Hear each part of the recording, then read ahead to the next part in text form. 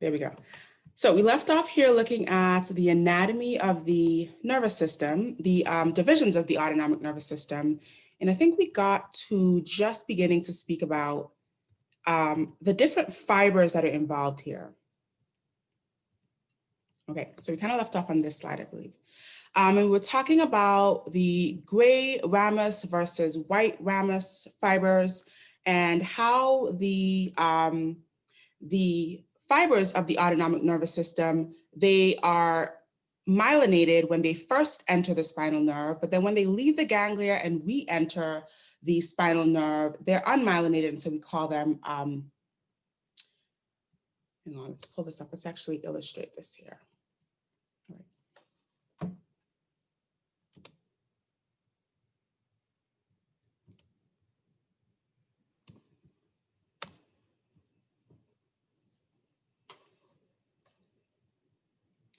Oops. All right, so we were illustrating the anatomy of the sympathetic nervous system.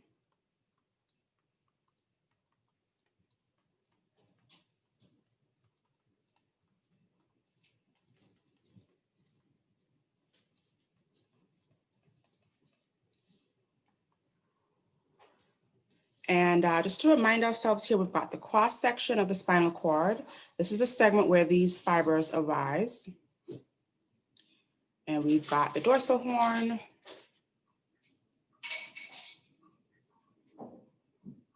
the lateral horn here, and then we've also got the ventral horn, right? And so we mentioned that the fibers always arise from the lateral horn.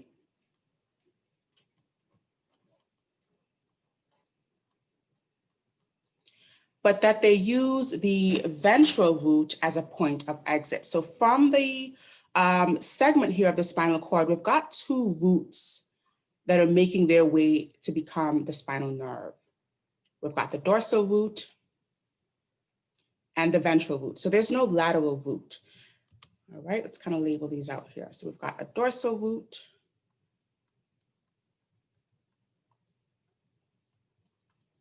and we've got a ventral root. Okay. And just to kind of make a connection here, this is the space, the intervertebral foramen. If you remember that space in between the vertebra that we looked at in the anatomy labs, this is where these spinal, roots are exiting and emerging to join the spinal nerve, okay? So the fibers of the autonomic nervous system, the sympathetic system, the thoracolumbar fibers, have to use the ventral root as a point to exit and join the spinal nerve. Now, when they're joining at this point, they are myelinated, and so we can call them white ramus fibers.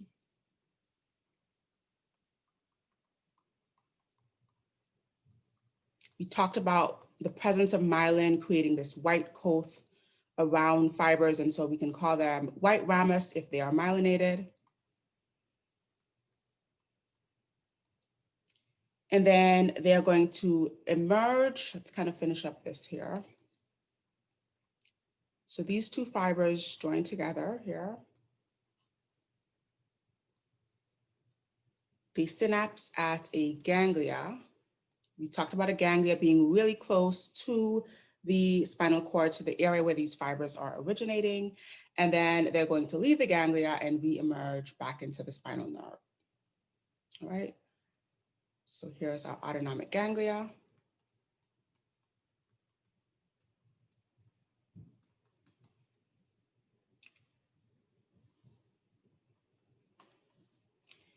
And so I'm going to continue to draw this in red, representing that it's myelinated. But then when it synapses here, let's change the color to blue, because this is no longer myelinated. And we can call this gray ramus beyond this point. When it reemerges into the spinal nerve, it's now considered an unmyelinated fiber. And we're going to call this gray ramus or a gray rami.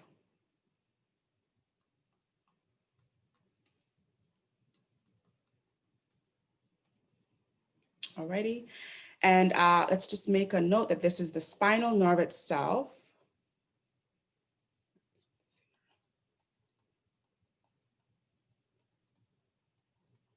And then this would be considered the preganglionic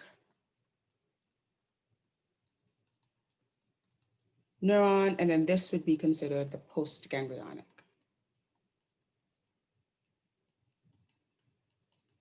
Okay, so this is the anatomy of the sympathetic fibers and how they synapse onto this autonomic ganglia really close to the spinal cord, which could be a part of the sympathetic chain. So let's not forget that anatomy, that this is one of three options for the synapse of a preganglionic sympathetic fiber. And then when it leaves the synapse, it's going to reemerge into the spinal nerve. At this point, it's no longer myelinated. It appears gray because it doesn't have that myelin. And so we can call it a gray ramus fiber here. Very, very important. A lot of students mix this up. We're going to talk about the ventral horn of the spinal cord, which is this region. The somatic nervous system, the fibers arise from the ventral horn, but they also use the ventral root as a point of exit. So do not confuse the area of the spinal cord where the autonomic fibers arise, which is the lateral horn, with the ventral horn, although the lateral horn fibers are using the ventral root as well, okay? So really important distinction here to make. Autonomic nervous system, fibers arising from the lateral horn, using the ventral root to exit. Somatic nervous system, which we'll talk about, fibers arising from the ventral root, but also using, the ventral horn, but also using the ventral root as a point of exit, okay?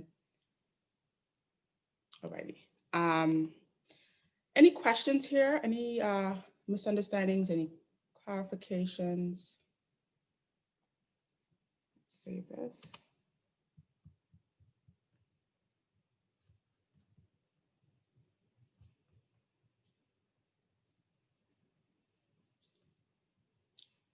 Okay, let's go ahead and keep it moving here.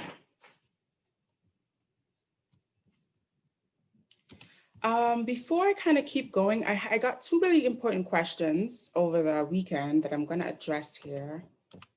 Okay.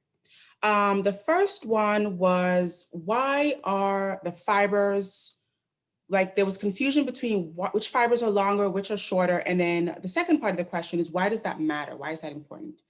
And so I'll go back here briefly to this schematic, really good schematic for you to study from, by the way. So I would encourage you to print this out and kind of fill in the gaps here, fill in some notes in this image to give yourself some clarity. But looking at this image, the reason that, first of all, let's review why the different fibers have different lengths. So we talked about the fibers of the sympathetic system arising from the thoracolumbar region, so T1 to L2, synapsing onto a ganglia, usually really close to the spinal cord. So one of the options for synapsing was a part of the sympathetic chain.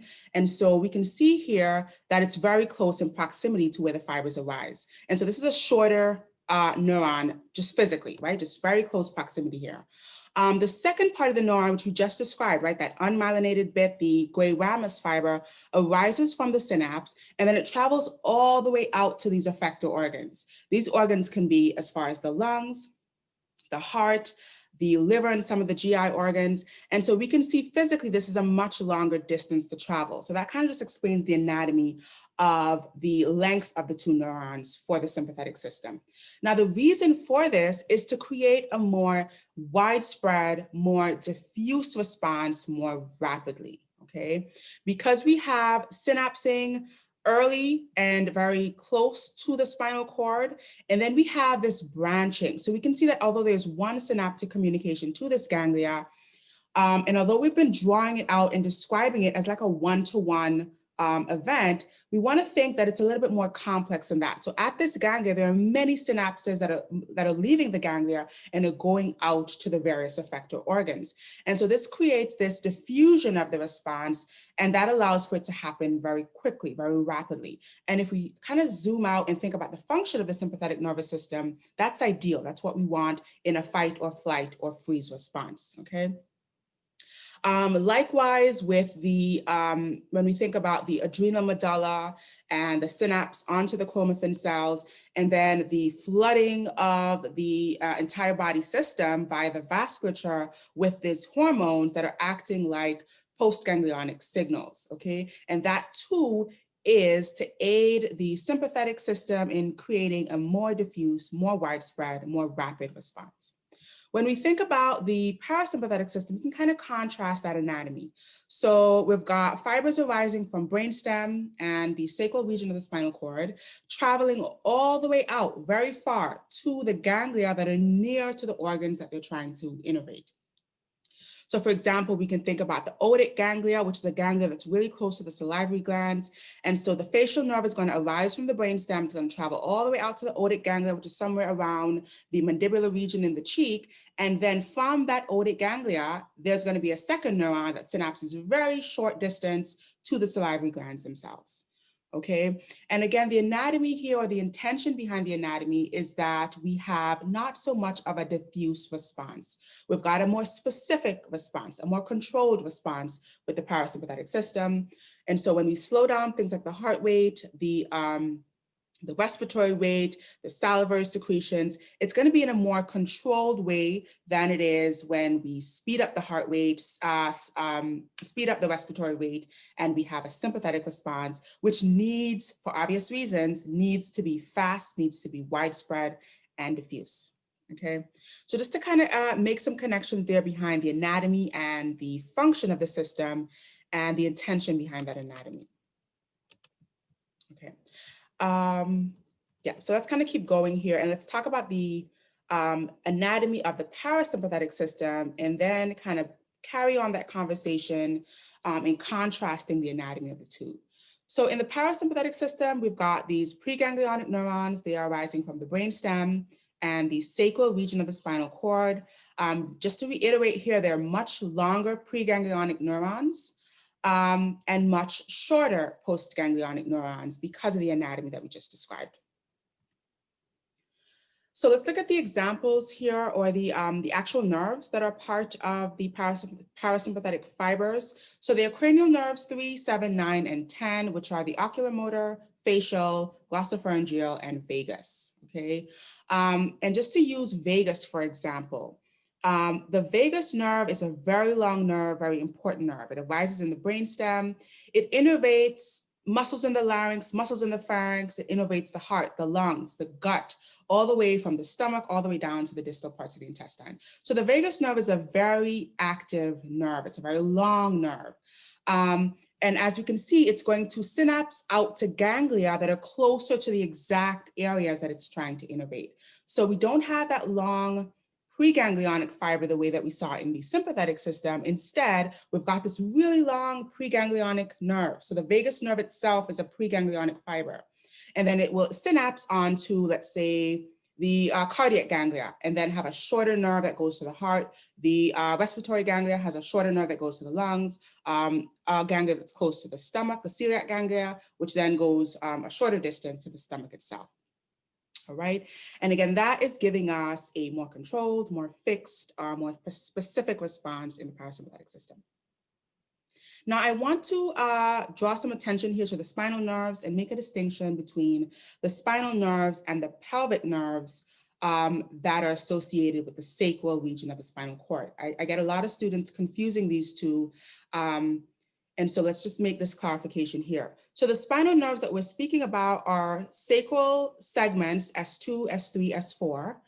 And not the somatic spinal nerves in the region. So we also have S2, S3, S4 fibers that, for example, are part of the sciatic nerve, but that is a somatic nerve that's going to be innervating skeletal muscles. So your quads, not your quads, your hamstrings, etc.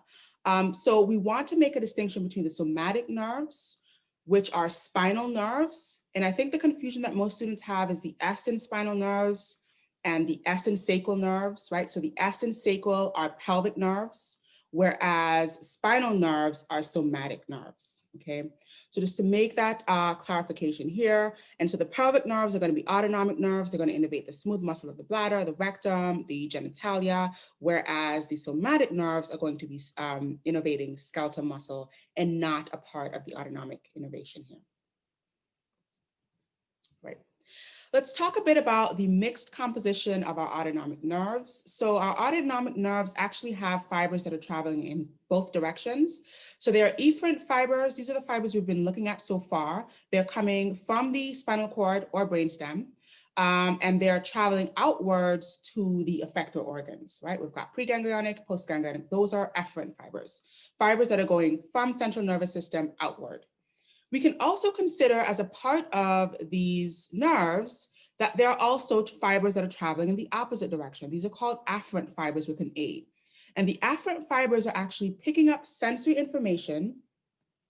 And when I say sensory, not actual perception that I'm thinking about, but more baroreceptors, chemoreceptors, visceral receptors that are taking information that I'm probably not even aware of cognitively up towards the central nervous system, making important adjustments or decisions about blood pressure, about pH, about temperature, and then the response is going to be sent on an efferent fiber with an E.